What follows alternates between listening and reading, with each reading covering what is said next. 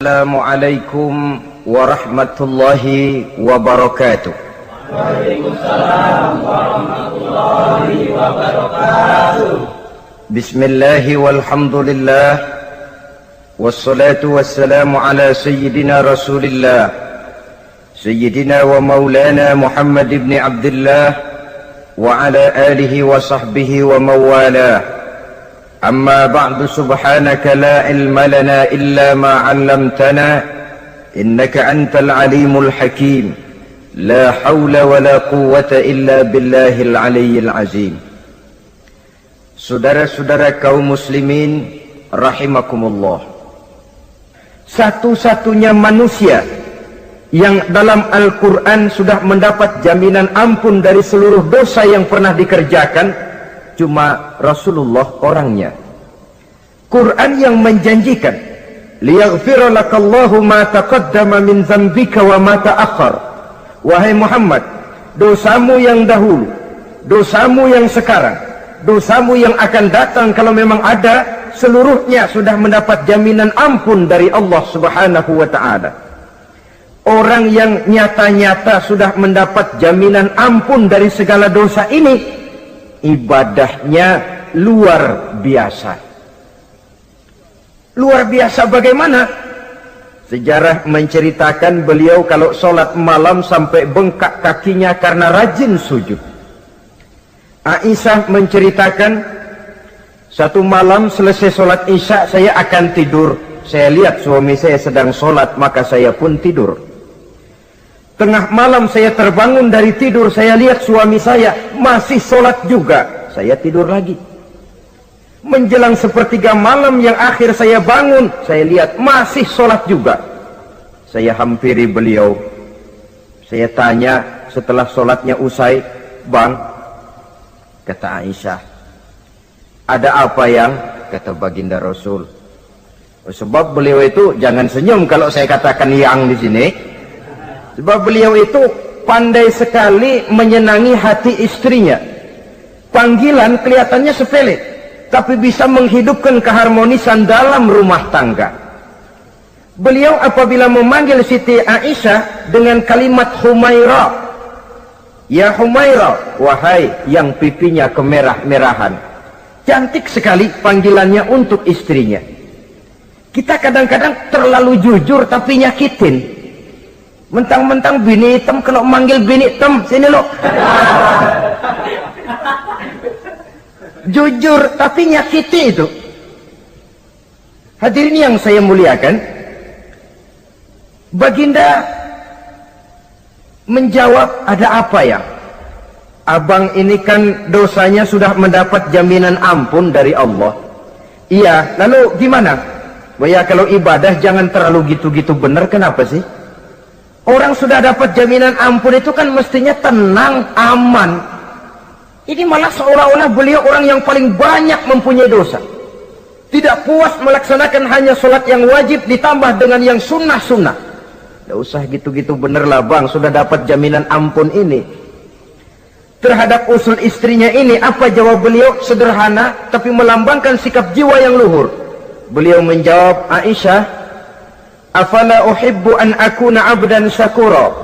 Yang apa saya tidak senang kalau saya ini oleh Allah mendapat gelar abdan syakura, hamba yang pandai bersyukur, hamba yang tahu berterima kasih. Makin diampuni, makin banyak sujud saya, makin diampuni, makin banyak ibadah saya kepada Allah. Inilah prinsipnya. Saudara-saudara, oleh karena ibadahnya demikian rupa, Allah lalu dekat.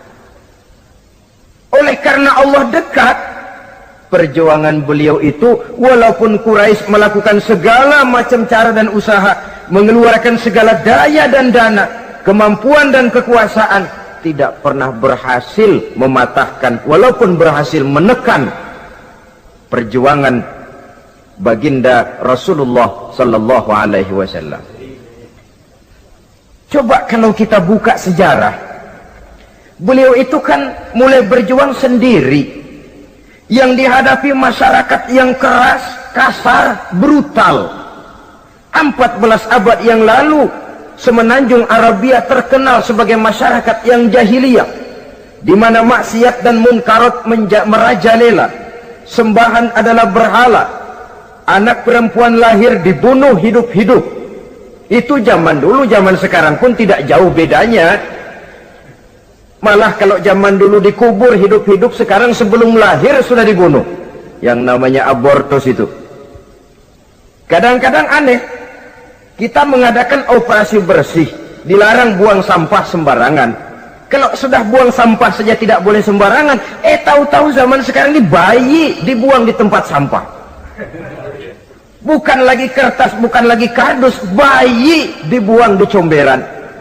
Kan lebih sadis sebenarnya dari jahiliyah 14 abad yang lalu. Judi di zaman dulu 14 abad yang lalu merajalela, menyentuh segala lapisan masyarakat. Di zaman sekarang pun judi tidak kurang hebatnya, cuma tentu dengan bahasa yang lain. Apalagi di zaman sekarang orang pandai menghaluskan bahasa, mensamarkan istilah. Judi disebut sumbangan umpamanya, sehingga orang lalu tidak terasa bermain judi, terasanya ikut nyumbang. Itu sekedar istilah yang merangsang orang sebenarnya. Masyarakat yang semacam ini yang dihadapi oleh baginda Rasul.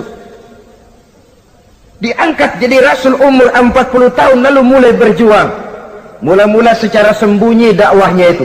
Dari pintu ke pintu, dari rumah ke rumah, dari orang ke orang. Hasilnya 3 tahun gerilya berdakwah, dapat pengikut tidak lebih 11 orang. Sudah tidak digaji, tidak dapat beras, hidup pun miskin. 3 tahun dakwah, dapat pengikut 11 orang. Ustadz mana zaman sekarang yang masih mau ngajar? Kalau 3 tahun buka pengajian, yang ngaji cuma 11, bubar. Kiai mana yang masih mau buka pondok? Kalau 3 tahun buka pesantren, santrinya cuma 11. Pemimpin mana yang masih mau kampanye? Kalau 3 tahun kampanye dapat pemilih cuma 11, bangkrut. Tapi tidak dengan Rasul. 3 tahun berlalu, turun perintah fasda bima tu'mar. Tidak usah berdakwah secara sembunyi, Muhammad sampaikan saja Islam secara terbuka. Mulailah beliau berdakwah secara terbuka, terang-terangan. Mula-mula Quraisy dikumpulkan dekat Ka'bah. Kumpulah Abu Jahal, Abu Lahab, Abu Sufyan dan gembong-gembong Quraisy. Di sana buat pertama kali secara terbuka baginda Rasul pidato. Tuan-tuan Quraisy, apakah tuan-tuan percaya kepada saya? Percaya. Kenapa? Karena Anda Muhammad sejak kecil belum pernah bohong. Baik. Jikalau memang tuan-tuan percaya kepada saya, maka mulai hari ini saya serukan kepada tuan-tuan, ankizu anfusakum minan nar. Jaga, pelihara, lindungi dan selamatkan diri tuan dari neraka. Tinggalkan segala macam berhala, jauhi Latta, Uzza, Manat dan Hubal. Sembah Allah Tuhan yang Esa, yang lam yalid walam yulad, yang tidak beranak dan tidak diperanakan. Ini dakwah pertama yang beliau sampaikan. Selesai beliau pidato, Abu Lahab interupsi, angkat tangan. Muhammad, ada apa paman? Alihaza jama'tana? Cuma untuk dengar ocehan kayak begini kami dikumpulkan di sini. Tabban laka ya Muhammad. Kalau bahasa kasarnya, mau mampus kamu Muhammad. Nabi tidak jawab, Allah yang jawab. Tabbat yada abi lahabi wa tab, ma aghna anhu maluhu wa ma kasab. Bukan Muhammad yang celaka, Abu Lahab lah yang kelak akan menemui kecelakaan. Dakwah terus berlangsung. Ketika dakwah secara terbuka sudah dimulai, hambatan dan tantangan mulai datang. Sejak dari teror mental sampai kepada teror fisik. Dan puncaknya terjadi pada saat beliau berumur 53 tahun,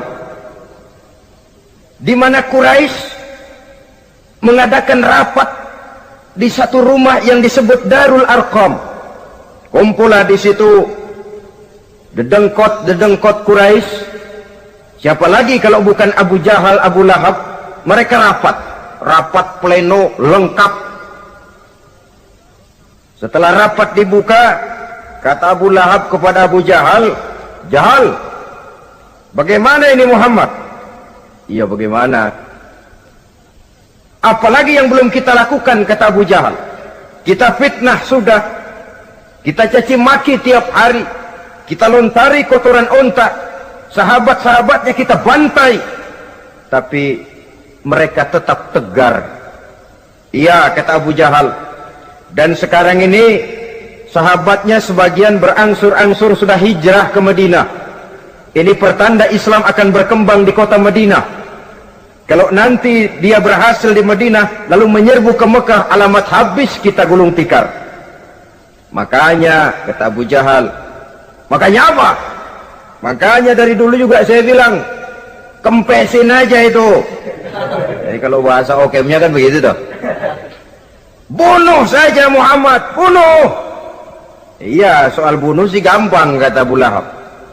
"Tapi Muhammad kan tidak keluar dari batu. Dia punya keluarga, sanak famili dan handai tolan. Kalau keluarganya menuntut balas, bagaimana ini?" "Gampang. Kita kan banyak punya suku. Tiap-tiap suku kan punya juara, tukang-tukang pukul. Sewa saja, tiap suku ambil tukang pukulnya, kita kepung rumah Muhammad, bunuh sama-sama. Kalau keluarganya akan menuntut balas, dia akan berhadapan dengan seluruh suku yang ada di semenanjung Arabia ini. Bagaimana, setuju?" "Setuju." "Nah, sudah. Kapan kita bunuh Muhammad?" "Kapan lagi, tidak usah buang waktu. Besok malam." "Ya, besok malam kita bunuh Muhammad. Tapi awas, semua yang ikut rapat di sini, ingat baik-baik, ini rahasia negara. Besok malam kita akan membunuh Muhammad. Siapa yang berani membocorkan rahasia negara ini, supersip, dianggap menghambat program Quraisy. Itu nanti dijatuhi hukuman berat ya. Jaga rahasia baik-baik bahwa besok malam kita akan membunuh Muhammad. Sanggup?" "Sanggup." Rapat selesai. Hadirin boleh bubar ke rumah masing-masing. Pulang. Namanya manusia, bocor juga rahasia ini. Begitu pulang, cerita sama istrinya, "Bu, anu loh Bu." "Apa Pak?" "Saya tadi ikut rapat." "Rapat apa tuh Pak?" "Besok malam akan ada pembunuhan." "Pembunuhan?" "Pembunuhan." "Siapa toh yang mau dibunuh?" "Muhammad." "Tapi jangan bilang-bilang ya, ini rahasia negara." "Ini rahasia negara Bu, jangan bilang-bilang." "Iya Pak, iya." Nah, besok pagi istrinya ngobrol sama tetangganya, "Mbak Ayu, tahu nggak?" "Apa toh?" "Nanti malam akan ada pembunuhan." "Siapa yang mau dibunuh?" "Muhammad." "Loh, sampean tahunya dari mana?" "Suami saya ikut rapat." "Tapi jangan bilang-bilang ya Bu ya, ini rahasia negara. Jangan bilang-bilang." Nanti yang satu sampaikan lagi, "Jangan bilang-bilang." Terus jangan bilang-bilang, akhirnya berita tersebar. Sehingga pagi hari itu sebagian besar penduduk Mekah sudah tahu kalau nanti malam akan ada pembunuhan. Maka lepas zuhur, Mekah itu mulai tegang. Yang simpati, "Aduh, kasihan Muhammad, nanti malam akan dibunuh." Yang tidak senang, "Mampus, biar dia rasain, ntar malam." Saudara-saudara, begitu maghrib berbunyi sudah, udara mulai gelap, penduduk Mekah sudah kunci pintu seperti ada jam malam. Sepi, sesepi-sepinya. Tutup pintu, kunci, bukan tidur, ngintip dari dalam. Lepas jam 8 malam, makin tegang. Masing-masing penduduk ngintip dari pintunya. Sudah berangkat belum orang yang mau bunuh Muhammad? Sudah berangkat belum? Kira-kira jam 9 ini, tukang-tukang pukul lewat mau ngepung rumah Muhammad untuk membunuh beliau. Begitu masuk Mekah, penduduk sudah kunci pintu, tapi mereka tahu kalau semua ngintip. Wah, makin hebat ini yang pemuka Quraisy ini, tukang-tukang pukul ini. Jalannya dibuat gagah-gagah, barisnya dibuat hebat-hebat. Itu injekan tanahnya dalam baris dibuat kenceng-kenceng, brok, brok, brok, brok, kayak serdadu baris. Lewat dekat rumah penduduk pakai batuk lagi. Yang dari dalam ngintip makin ciut. Wah, ini dia yang mau bunuh Muhammad ini. Sampai di rumah Nabi, dikepung rumah Nabi, di pagar betis. Malam itu di dalam rumah cuma Nabi, Abu Bakar dan Ali bin Abi Thalib. Nabi tahu rumahnya dikepung. Lewat tengah malam beliau berkata, Abu Bakar, saya ya Rasul, mari kita berangkat hijrah. Baik ya Rasul. Ali, saya ya Rasul. Kamu gantikan saya ya. Gantikan apa ya Rasul? Gantikan tidur di tempat tidur saya. Baik ya Rasul. Masya Allah. Sekali menggantikan mati. Tidur di tempat tidur Rasul pada malam rumahnya dikepung, resikonya kan mati. Menggantikan mati. Lah kalau menggantikan lurah lumayan. Menggantikan mati. Dan Ali tahu persis resikonya. Dan beliau waktu itu masih muda dan beliau tidak nawar. Baik ya Rasul, saya akan tidur di sini, berangkatlah Tuhan. Berangkat Rasul, ketika keluar dari pintu belakang rumah dikepung rapat, terjadilah keajaiban yang Allah ceritakan, wa ja'alna min baini aydihim sadda wa min khalfihim sadda fa aghshaynahum fahum la yubsirun. Di muka, di belakang, di kiri kanan dibuatkan dinding oleh Allah, dibutakan mereka tidak lihat kalau Muhammad keluar dari rumahnya. Siaga penuh, apel, mata melotot, Nabi lewat nggak kelihatan. Sampai Nabi kemudian menuju Gua Sur, 3 malam 2 hari di sana. Dari sana perjalanan dilanjutkan ke Madinah Al-Munawwarah. Allahu Akbar. Mengarungi gurun pasir yang gersang dan tandus, yang terbentang antara Mekah dan Madinah, meninggalkan kampung halaman tempat di mana dilahirkan dan dibesarkan. Keluarga yang berbeda akidah terpaksa berpisah. Kok kuat? Kok bisa? Kok sanggup? Di mana rahasia kekuatannya? Beliau punya sandaran vertikal, ibadahnya kepada Allah. Dengan bahasa kita sekarang, beliau punya backing. Backingnya tidak kepalang tanggung, yang serba maha. Maka saya mengajak kepada seluruh kaum muslimin, di zaman sekarang kan orang lagi main backingan, ya. Nah, siapa yang punya backing punya jalu. Saya cuma mengajak, kalau mau cari backing jangan kepalang tanggung, carilah backing yang serba maha, maha gagah, maha tahu, maha adil, maha bijaksana, maha segala-galanya. Dan dialah Allah subhanahu wa ta'ala. Saudara punya backing kolonel, tanggung. Nanti dia pensiun habis. Yang kolonel saja tanggung, apalagi yang kopral. Kalau mau cari backing, carilah backing yang serba maha, Allah azza wa jalla. Caranya tentu dekat kepadanya. Untuk dekat kepadanya melalui jalur yang sudah diatur olehnya, melalui Rasulullah Sallallahu Alaihi Wasallam, yaitu solat, ibadah. Makin tinggi nilai ibadah, makin dekat kita dengannya. Makin dekat dengannya, makin banyak fasilitas yang akan diberikan untuk kita.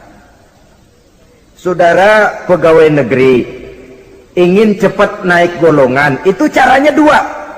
Pertama, jam kantor disiplin. Jam 7 masuk, jam 3 pulang. Kalau belum jam pulang, jangan pulang. Yang kedua, tambahan di luar jam kantor, sering-sering datang ke rumah kepala bagian. Apa malam minggu, apa hari minggu, apa bawa jeruk, apa pisang Ambon, kan begitu toh. Ini nanti kan kepala bagian kan nilai, karyawan saya yang satu ini jam kantornya disiplin, tambahan dia sering datang hari Minggu di luar jam kantor bawa jeruk lagi. Ini mestinya belum naik, lah gua naikin dulu ke atas. Naik, saudara-saudara. Yang saya maksud apa? Itu zuhur, asar, maghrib, isya, subuh, jam kerja resmi itu, jam kantor.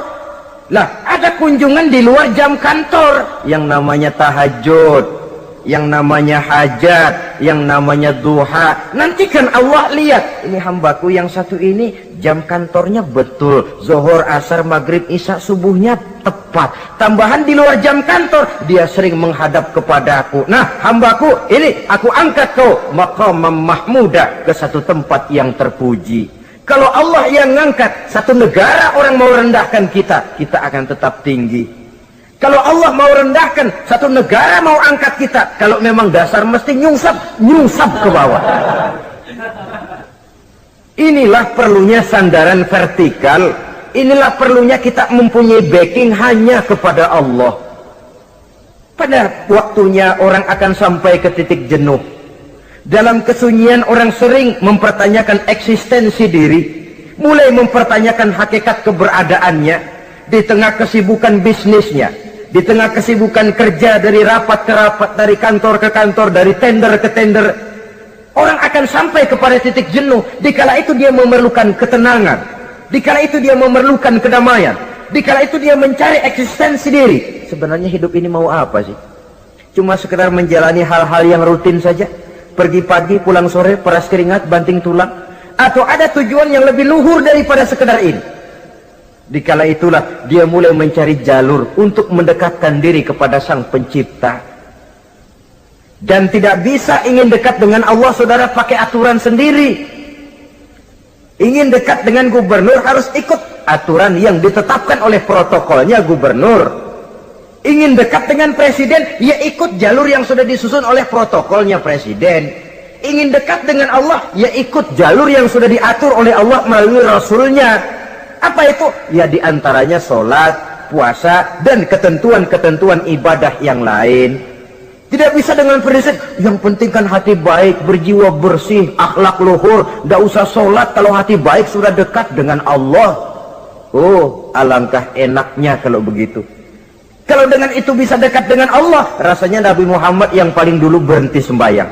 Kenapa? Beliau orang yang hatinya paling baik. Beliau orang yang budinya paling luhur. Kalau budi luhur dan hati baik sudah menjamin untuk dekat dengan Allah, Nabi dulu berhenti sholat. Nyatanya tidak. Beliau orang yang berbudi luhur, berakhlak baik, entoh ibadahnya demikian rupa. Dan beliau adalah standar untuk kita jadikan contoh dalam mengamalkan ajaran-ajaran agama di kehidupan kita ini. Saudara, itu tadi sepertiga waktu beliau untuk ibadah, untuk Allah. Sepertiga yang kedua dari waktu beliau adalah untuk tugas. Dalam hal ini, sebagai seorang Rasul, menyampaikan risalah Islam berhadapan dengan umat. Yang jadi soal ialah, apa modal utama beliau di dalam melaksanakan tugas? Dan ini nanti sebagai cerminan buat kita.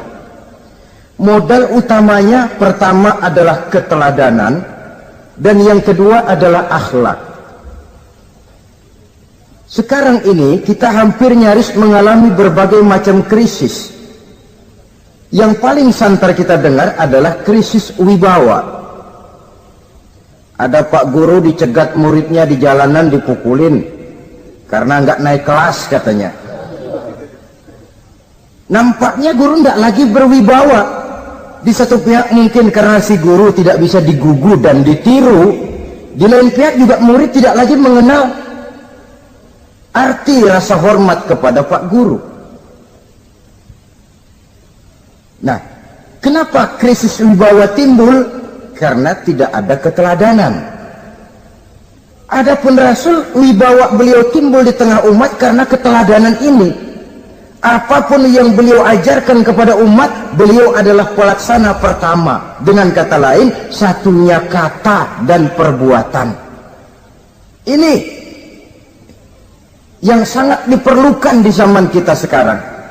Bukan cuma sekedar simposium, muktamar, kongres, rapat besar dengan keputusan bertumpuk-tumpuk kertas di atas meja, tetapi tidak pernah terrealisir dalam kehidupan. Yang kita perlukan adalah satunya kata dan perbuatan, bahwa kalau itu yang diucapkan, itu yang diterapkan.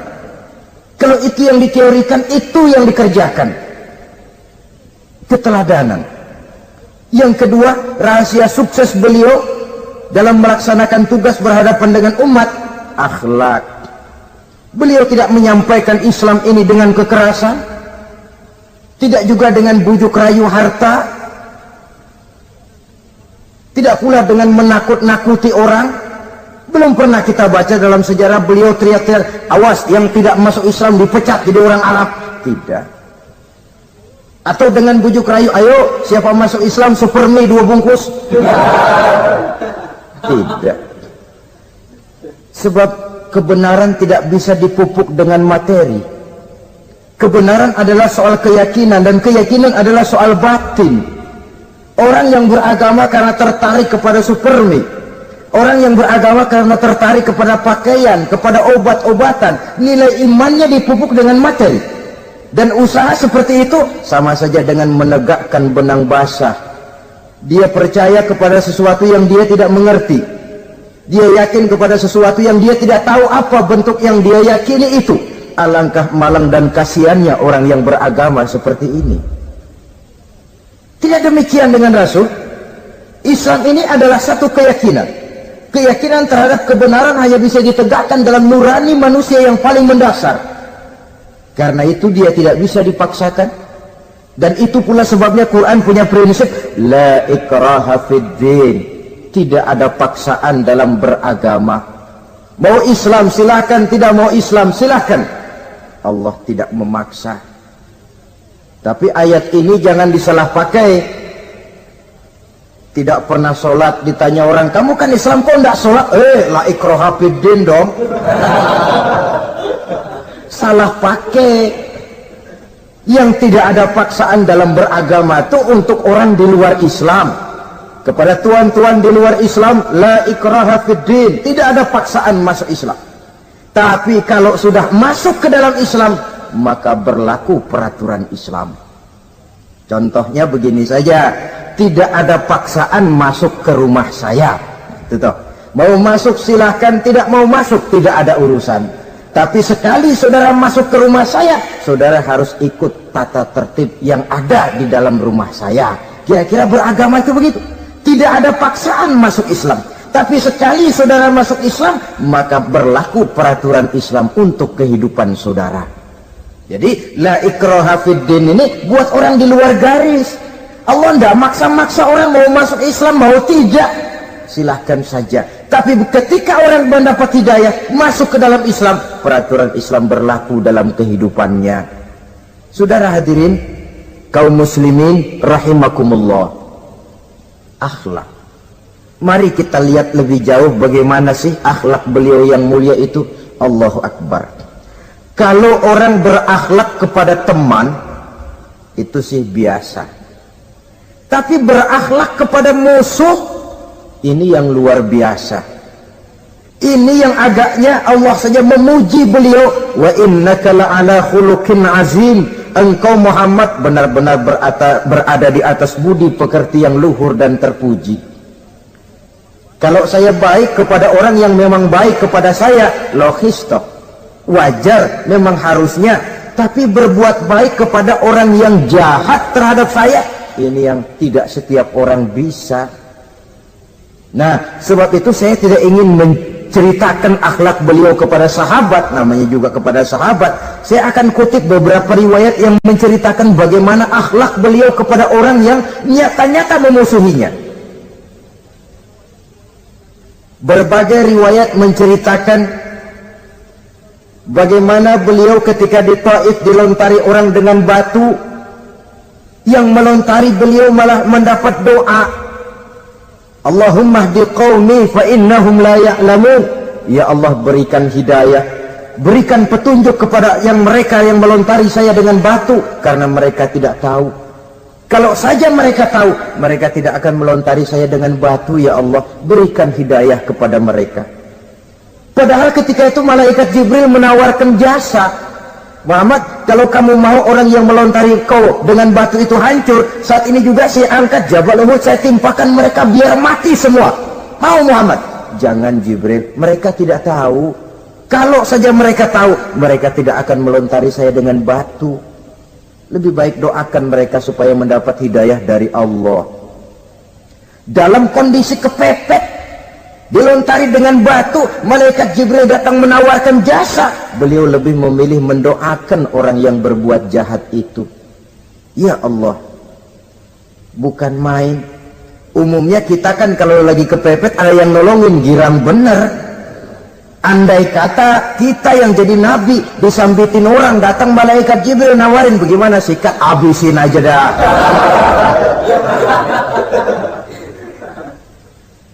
Ini akhlak kepada musuh. Ketika beliau selesai sholat zuhur, istirahat rebah-rebah, tidur-tiduran di bawah pohon kurma, datang orang kafir yang bernama Daksur yang sudah lama mengintip-ngintip, mencabut dan menghunus pedang. Muhammad, kalau ini saat saya tebas batang lehermu, siapa yang akan menolong engkau? Tidak ada. Yang akan menolong saya Daksur? Iya, Allah yang akan menolong saya. Mendengar Allah, Daksur gemetar, keringat dingin bercucuran, pedang jatuh ke bawah, diambil oleh Rasul pedangnya, dibalikkan ke leher Daksur. Kalau sekarang saya yang tebas batang lehermu Daksur, siapa yang akan menolong kamu? Tidak ada ya Rasul, kecuali kalau kau mau memaafkan saya. Baik, ambillah kembali pedangmu, kau saya maafkan, dan jangan ulangi lagi perbuatan semacam ini. Lain saat beliau sedang tawaf, diikuti oleh seorang Quraisy kafir. Sambil tawaf, ini kafir Quraisy sudah bawa pisau. Dia pikir, nanti di satu sudut yang agak gelap saya tikam Muhammad dari belakang, saya bunuh dia. Jadi kafir ini pura-pura ikut tawaf. Jahatnya orang kafir itu kan begitu, tawaf ya ikut pura-pura tawaf, ada kesempatan sikat dari belakang. Putaran pertama belum ada kesempatan, putaran kedua makin tegang. Pokoknya begitu tempat agak gelap, cabut pisau, hantam saja sudah Muhammad, biar mati sekali di sini. Dan Nabi tahu, oh ini asisten pribadi malaikat Jibril, masih tahu toh. Jadi malaikat Jibril memberitahu, awas Muhammad, itu di belakangmu orang cuma pura-pura tawaf, dia bawa pisau mau bunuh kamu, hati-hati Muhammad, Roger ganti gitu.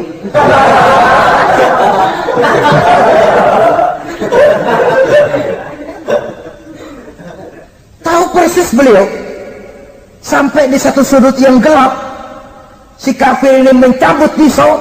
Nabi nengok ke belakang, menoleh Nabi. Begitu menoleh, Quraisy ini kan ketangkep basah, bahasa Arabnya yumsak mablul katanya, ketangkep basah, grogi, salah tingkah, garuk nggak gatel, kasihan melihatnya sudah. Ya namanya orang ketangkep basah itu, mau alasan apa?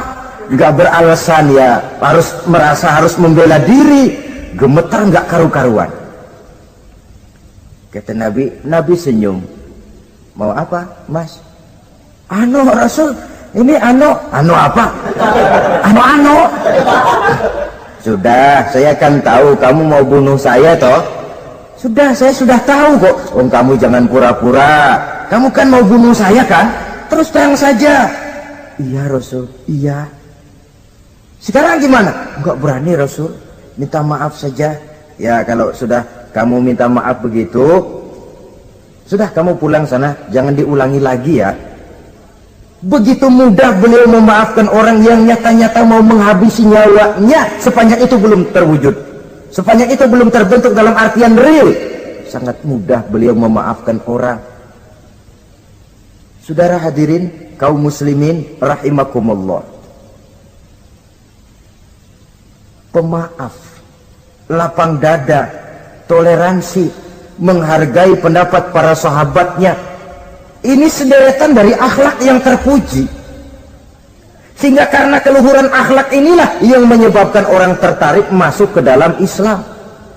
Beliau berprinsip apa? Basiru wala tunaffiru, yasiru wala tu'asiru. Gembirakan orang, jangan ditakut-takuti. Mudahkan persoalan orang, jangan dibikin sulit. Ini kan satu prinsip yang sangat baik dalam melaksanakan dakwah, dalam menyampaikan misi.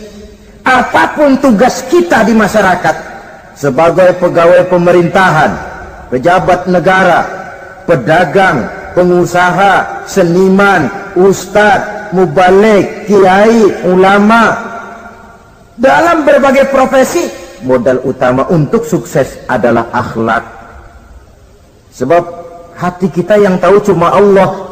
Orang lihat penampilan kita, orang lihat muka kita. Sebab itu Nabi katakan, innakum la tas'una nasa bi amwalikum walakin yas'uhum minhum bastul wajhi wa husnul khuluqi. Kamu tidak akan bisa menarik simpati orang banyak dengan hartamu, tapi bisa kau tarik simpati orang banyak dengan akhlak yang baik dan muka yang senyum, muka yang enak dilihat. Orang kadang sering bilang, dia mah biar mukanya begitu hatinya baik. Iya, soal hati kita nggak tahu. Yang kita lihat pertama muka. Bagaimana gue mau ikut dia, mukanya kayak batu kuburan. Kesan serem pertama itu kan sudah ada. Walaupun kadang-kadang hati memang baik, tapi hati itu kan urusan Allah. Yang kita lihat pertama muka. Ini barangkali nanti termasuk teori dalam psychology of salesman ya, bahwa sesuatu yang baik kalau dihidangkan dengan cara yang tidak baik, orang tidak akan tertarik. Lihat saja orang sekarang ini kan, entah makin lajunya dunia bisnis kita, masuk ke rumah-rumah kita cuma menawarkan air jahe, menawarkan sasa, menawarkan kecap bango, menawarkan barang-barang yang kelihatannya remeh. Ini kan termasuk psychology of salesman.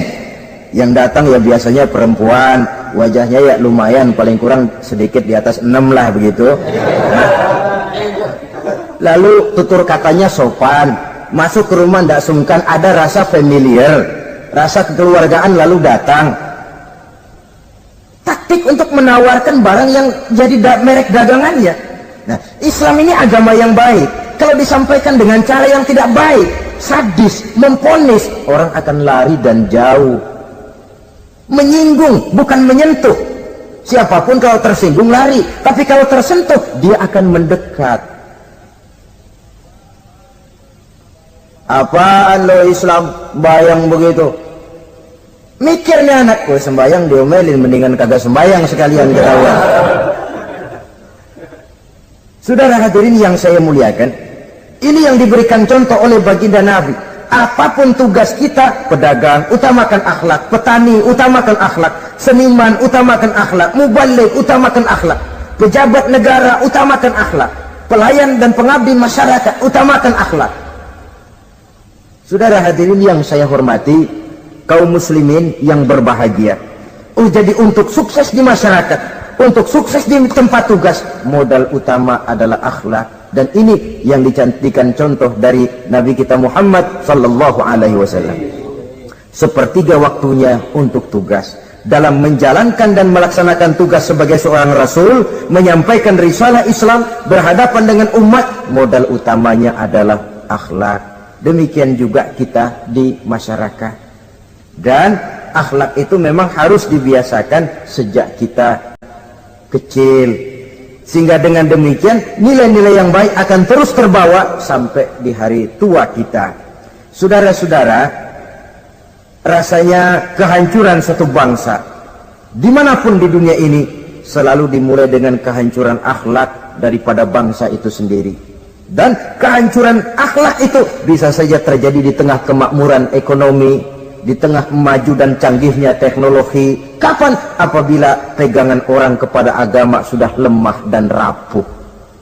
Kita tengok di negara-negara di sebelah barat kita, kemajuan teknologi yang tidak diimbangi dengan kuatnya pegangan orang kepada agama telah melahirkan budaya-budaya yang merendahkan martabat manusia. Lahirlah kebudayaan hippies, lahirlah kebudayaan nudis, hidup serba bosan dengan ini dan itu karena segalanya sudah dimiliki, rumah mentereng, jumlah kendaraan sejumlah keluarga, kapal pesiar di laut mewah, pesawat udara punya, setelah ini punya ini ada, semua ada, titik jenuh sampai.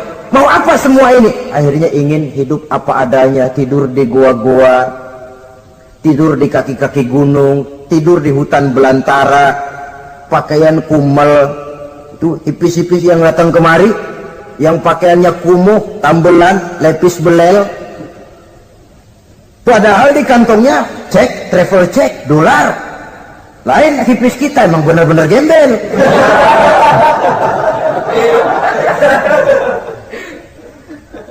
Merasa jenuh, merasa bosan. Bahkan sebuah berita dari Jerman, orang terlalu kaya, pulau dibeli. Di pulau itu dia bikin satu klub yang bernama klub nudis. Setiap anggotanya boleh masuk ke pulau itu dengan catatan tidak boleh pakai pakaian selembar pun, alias bugil, telanjang bulat. Sudah telanjang bulat itu. Dan di sana berlakulah apa yang disebut serba boleh. Jadi kalau di sana ke sana saudara bawa istri masuk anggota, ya silahkan saja, istilah tukar pakai, simpan pinjam bisa-bisa saja, asal suka sama suka. Asal perbuatan yang dianggap tidak merugikan orang lain, suka sama suka, sudah tidak bisa dituntut oleh norma yang berlaku. Ya. Itulah sebabnya kita sering prihatin bahwa kemajuan sering membawa pergeseran nilai. Apabila kita tidak bisa menghindarkan diri dari proses pergeseran nilai, setidaknya kan kita bisa menjaga diri jangan sampai hanyut oleh nilai-nilai yang negatif. Akhlak, baik sebagai muslim, baik sebagai bangsa Indonesia yang berkepribadian luhur, itu merupakan cerminan kita. Saya prihatin, belum lama diselenggarakan kontes bibir terindah. Kontes bibir terindah itu kira-kira apa manfaatnya? Apa yang jadi ukuran? Dan bukankah bibir karunia Tuhan? Ya kalau yang bibirnya mungil bisa ikut kontes lah, kalau yang jebleh gitu.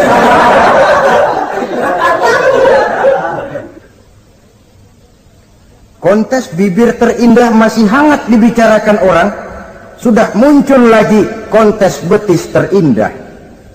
Nah kalau sudah bicara soal betis ini, kan yang terbayang oleh kita kira-kira ukurannya apa? Yang diukur itu apanya ya? Ya tentu betisnya itu. Nah paling celaka kalau betis-betis yang ikut itu nanti jadi milik panitia semua kan. Yang tidak usah kita mengukur dengan kacamata agama, dengan budaya kita sebagai bangsa Indonesia yang berfalsafahkan Pancasila, rasanya mendengarnya saja kok sudah tidak sah gitu loh. Tidak pas untuk ukuran kita sebagai bangsa yang berfalsafahkan Pancasila. Saudara-saudara kaum muslimin rahimakumullah, ini yang saya maksud tadi, proses pergeseran nilai. Andai kata kita tidak bisa menghindarkan diri dari hal yang semacam itu, setidaknya kita bisa menjaga diri jangan sampai hanyut ditelan proses pergeseran nilai. Dan memelihara nilai-nilai akhlak ini dari hari ke hari memang tidak semakin ringan, bahkan akan semakin berat, karena tantangan yang kita hadapi juga akan semakin berat. Inilah sepertiga yang kedua dari waktu beliau untuk melaksanakan tugas. Jadi modal utama dalam melaksanakan tugas akhlak. Di antara nilai akhlak itu prinsip Nabi tadi, gembirakan orang, jangan ditakut-takuti, mudahkan urusan orang, jangan dibikin sulit. Sehingga kalau yang memang mudah lalu dipersulit, itu sudah mencerminkan akhlak yang tidak diajarkan oleh Rasulullah Sallallahu Alaihi Wasallam. Kemudian yang terakhir, sepertiga yang ketiga dari waktu beliau adalah untuk keluarga. Jadi tadi ada waktu untuk Allah, ibadah, ada waktu untuk tugas, dan yang ketiga ada waktu untuk keluarga. Bagaimana Rasul di tengah keluarganya? Anas bin Malik bercerita, saya 11 tahun membantu di rumah tangga Rasul. 11 tahun itu kan artinya 11 kali 360 hari kali 24 jam. Bukan waktu yang sebentar itu. Selama 11 tahun saya membantu di rumah tangga Rasul, kata Anas, belum pernah saya dengar kata-kata kasar, keras, membentak. 11 tahun saya membantu di rumah tangga beliau, belum pernah saya lihat ada piring terbang, ada bakyak melayang. Artinya apa? Cerminan dari ketentraman, keayeman, kedamaian rumah tangga beliau. Padahal rumah tangganya kecil, istrinya lebih dari satu, tapi aman, tentram, rukun. Kita kadang-kadang istri satu seminggu 7 hari, perang 6 hari. Cuma 1 hari gencatan senjata. Sudah hadirin, saudara kaum muslimin rahimakumullah, kalau beliau tidak menyenangi satu masakan, misalnya masakan istrinya, Tidak mencah-mencah, cuma kelihatan dari makannya barangkali tidak begitu banyak, tapi tidak pernah mencela apapun yang dimasak istrinya. Senang ya dimakan, tidak senang ya dimakan karena menghargai lelah jerih payahnya istri. Ini kelihatannya sepele, tapi dari sini keharmonisan rumah tangga itu bisa saja timbul. Bukankah seseorang hanya bisa sukses di tempat tugas? Jadi apapun dia, kalau berangkat dari ketentraman dan ketenangan di rumah tangga. Dan tidak ada orang bisa meraih sukses kalau dia berangkat dari rumah tangga yang berantakan. Itulah sebabnya ini sangat diperhatikan oleh baginda Rasul. Dari rumah yang kecil, dari tempat tidur yang sederhana, yang sebelah itu kain kasar, sebelah dipakai untuk tidur, sebelah dipakai untuk selimut. Jadi kasur merangkap selimut. Allahu Akbar. Tapi dari rumah tangga yang semacam itu keluar ucapan baiti jannati, rumah tanggaku laksana surga bagiku. Di mana sih rahasianya? Karena rumah tangga beliau didirikan di atas ajaran agama. Agama membuat suami istri tahu hak dan tahu kewajiban. Kalau kewajiban dilaksanakan, hak diberikan, akan timbul saling pengertian. Apabila ada pengertian, akan timbul ketenangan, dan ketenangan adalah tangga utama untuk mencapai rumah tangga bahagia. Apalah artinya? Seperti banyak istilah orang, rumah bertingkat, uang banyak berlipat-lipat, kendaraan serba mengkilat, istri pun cantik memikat, kadang-kadang jumlahnya 4, tapi tiap hari kiamat. Tidak pernah ada ketenangan dan kedamaian di rumah itu.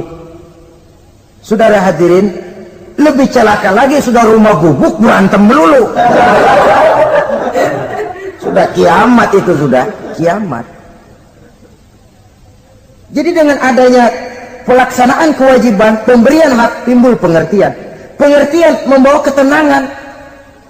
Suami keluar rumah, istri tenang di rumah. Suami meninggalkan istri pun hatinya tenang dan tentram, tidak was-was, tidak berpikiran nanti kalau saya lembur ini istri ngompreng, tidak. Si istri pun lega melepas suami karena ada keterbukaan. Ini kan menurut angket terakhir loh ya, yang diadakan oleh beberapa majalah di ibu kota ini, di ibu kota katanya, dari sejumlah laki-laki yang disebarkan angket, ternyata jika ada 3 laki-laki, 2 nyeleweng.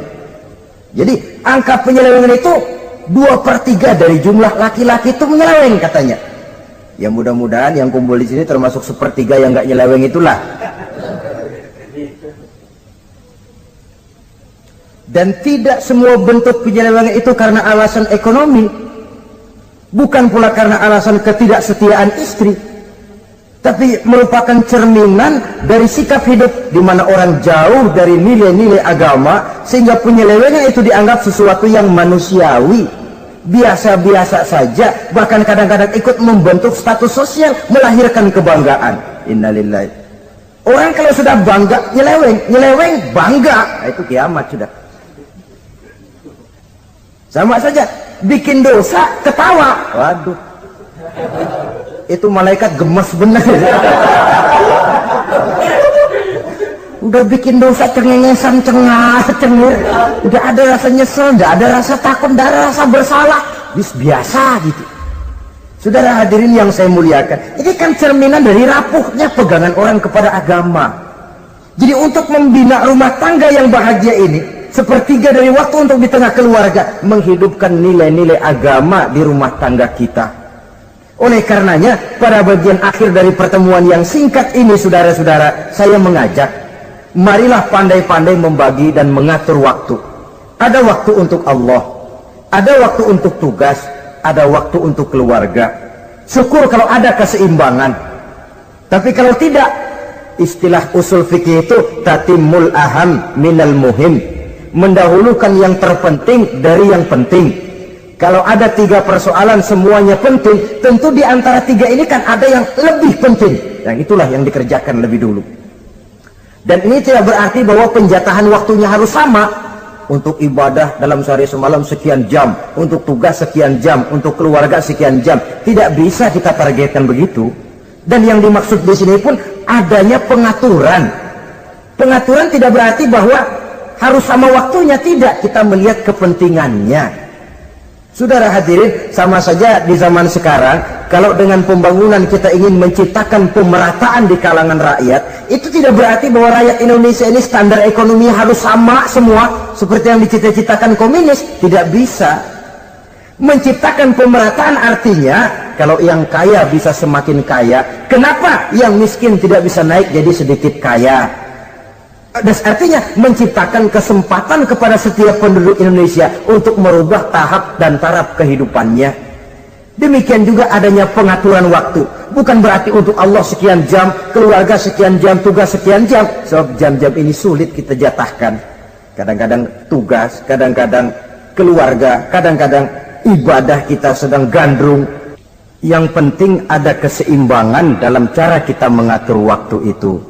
Nah, saudara-saudara, demikianlah pertemuan dan pembicaraan kita kali ini. Terima kasih atas segala perhatian. Mohon maaf atas segala kekurangan. Usikum wa nafsi bitaqwallah. Wassalamualaikum warahmatullahi wabarakatuh.